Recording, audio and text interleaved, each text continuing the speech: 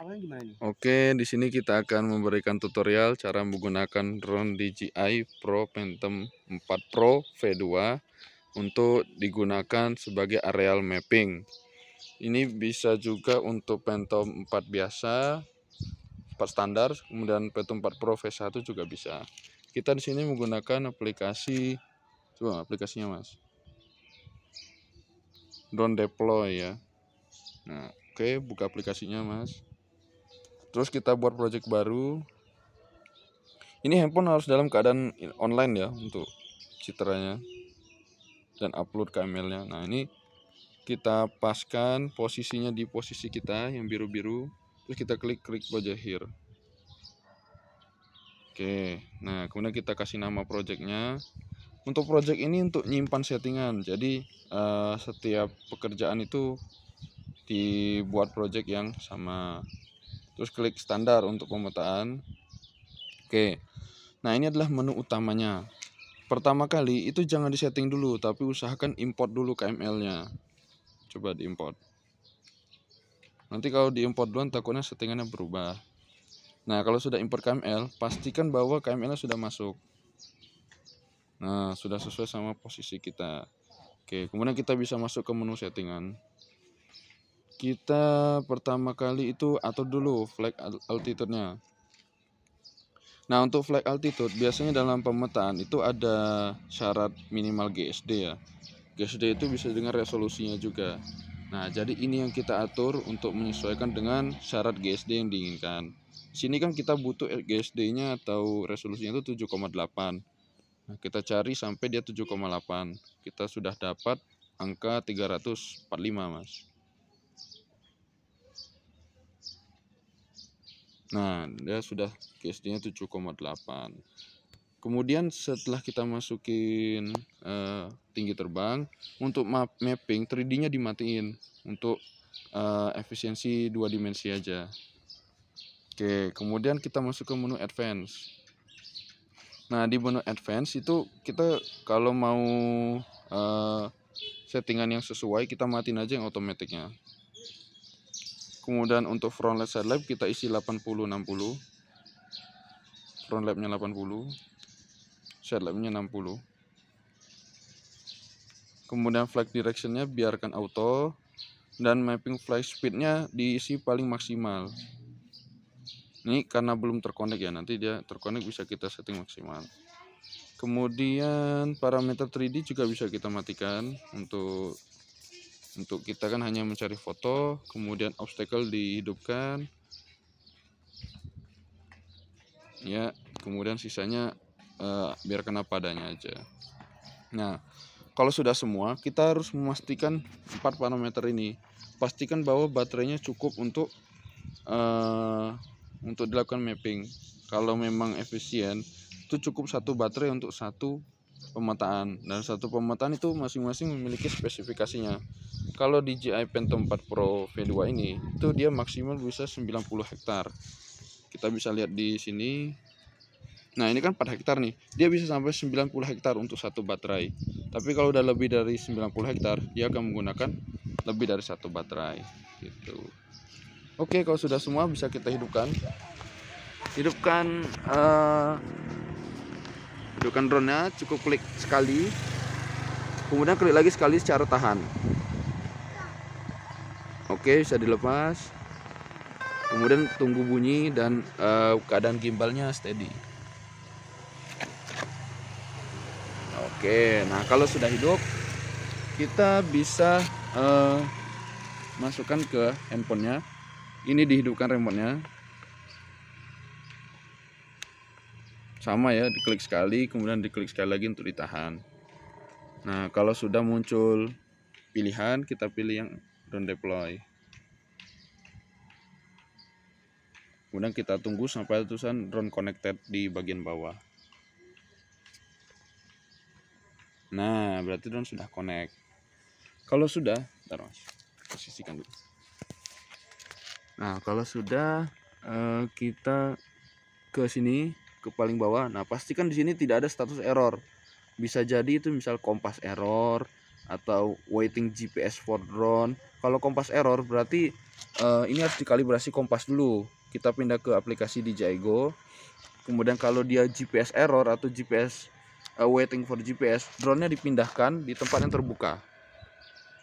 Gitu. Jadi jangan ada interferensi atau sinyal yang menghalangi itu GPS-nya.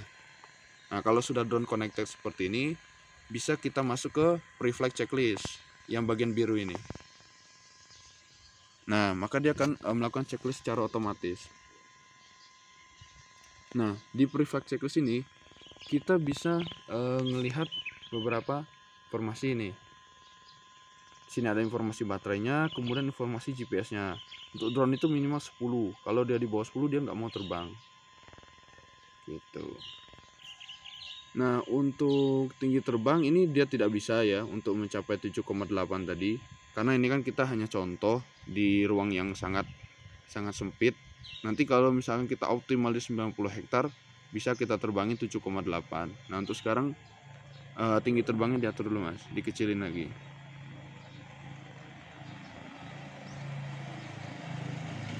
Altitude-nya dikecilin lagi.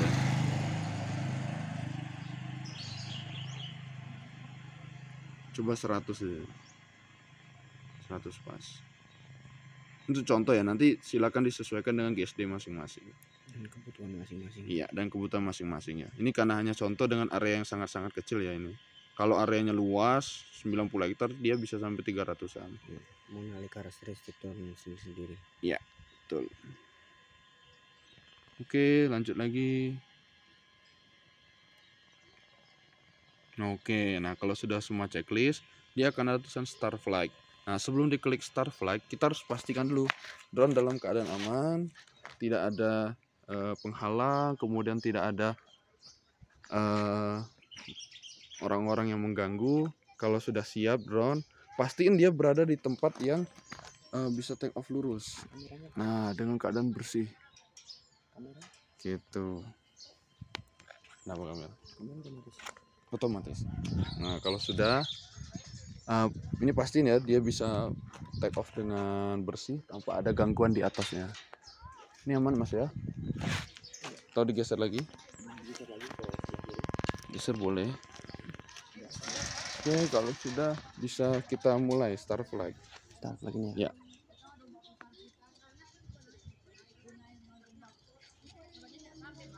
Tunggu aja. Ini tidak perlu kita apa-apakan, dia akan otomatis flight sendiri. Oke, kita cukup perhatikan. Oke, kita pinggir dulu. Nah, kita harus merhatiin monitornya ya. Pastikan bahwa titik ketinggiannya ini kan ada ketinggian ya. Saya fokus. Nah, ketinggian itu mencapai ketinggian yang kita inginkan. Kita tunggu. Sambil kita perhatikan juga drone-nya, apakah dia stabil ataukah terganggu angin atau ada keadaan lain. Nah, ini sudah 100. Kemudian maka dia akan jalan ke misi. Kita bisa lihat di sini monitornya. Pastikan dia sesuai jalur untuk masuk ke misinya. Nah, ini yang putih-putih ini gerakan dia. Nah, dia sudah masuk misi. Kemudian pastiin bahwa dia sudah mulai untuk mengambil foto. Cara memastikan itu di sebelah sini. Nah, image-nya kalau sudah nambah, berarti dia sudah mulai untuk ngambil foto. Dan pastikan bahwa dia putih-putih ini berjalan sesuai jalur. Karena terkadang kalau apabila terjadi error, dia berhenti di tempat. Nah, itu berarti ada sesuatu yang error. Kalau ada yang error, langsung return to home di sini. Jadi buat return to home-nya di sini ya, jangan di remote-nya. Karena kalau di remote dia akan berhenti di tempat. Nah, jadi untuk mengembalikannya tekan yang di sini. Kalau ada terjadi apa-apa. Selama aman-aman aja ya, kita tinggal perhatikan dia sesuai dengan jalur. Kemudian kita memperhatikan baterai juga. Kemudian kita juga memperhatikan fotonya. Jangan sampai fotonya itu terlalu mereng atau misalkan tertutup awan atau ada terganggu glitch gitu, glitch yang parah. Itu lebih baik dicek dulu drone-nya. seperti itu. Kalau tidak ada, semuanya aman, bisa kita pantau terus drone-nya sesuai dengan jalur terbangnya. Dan juga jangan lupa pantau baterai dan fotonya selalu nambah gitu. Ini kita tunggu aja ya. Nah, tambahan ya, misal dalam keadaan angin kencang, itu bisa kita tahu dari ini, kecepatannya. Drone itu kalau kita setting, misalkan kita setting kecepatannya tadi kan 10, dan ketika di udara ternyata kecepatannya 3, berarti dia sedang melawan angin gitu. Kalau memang dia ekstrim, misalkan kita setting kecepatan 15, dia kecepatan 3 meter per second, itu mending diturunin karena itu anginnya terlalu kencang gitu. Nah, kalau sudah, dia otomatis kameranya akan menghadap depan seperti ini, dan di sini dia akan masuki jalur pulang. Nah, sekarang kita tutorial untuk pulang landingnya ya. Ini jangan diapa-apain, pastikan dulu dia sudah putih-putihnya itu berada di atas kita. Nah, sampai juga remote-nya tuh bunyi. Kalau remote-nya bunyi, artinya dia sudah di atas kita, dan dia menuju ke sini. Nah, kalau sudah menuju ke sini, baru kita jemput pakai mode manual. Siap Mas ya? Kalau sudah mode manual, bisa kita klik yang ini. Tapi kalau dia belum sampai ke rumah, jangan diklik yang ini ya. Pastiin dulu dia sudah di atas kita, baru diklik ini. Ya, klik Mas. Klik sekarang. Nah, kalau udah diklik, dia akan nahan tuh.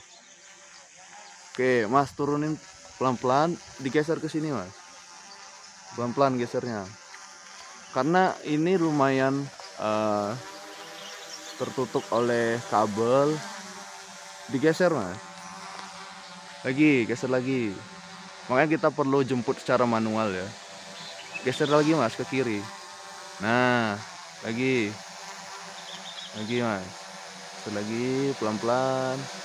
Untuk landing pelan-pelan aja ya. Sambil diperhatiin kondisi clear. Terus. Ya, terus. Nah, baiknya drone itu harus ada observer seperti ini yang memperhatikan drone secara fisik. Nah, kalau sudah, langsung throttle langsung ke bagian paling bawah. Nah, terus sampai mesinnya mati. Kalau mesinnya sudah mati, nanti akan muncul tulisan seperti ini. Artinya misi sudah sukses. Nah, kalau dia nggak sukses, dia akan tulisan mission incomplete. Nah, itu perlu kita evaluasi apakah ada yang salah di alatnya atau di misinya. Kita ini bisa klik OK.